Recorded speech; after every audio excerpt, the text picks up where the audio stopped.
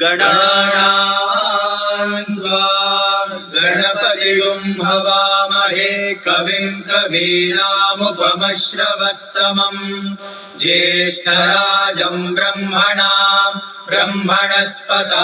नः शृण्वन्नोतिभिः सीदसादनम्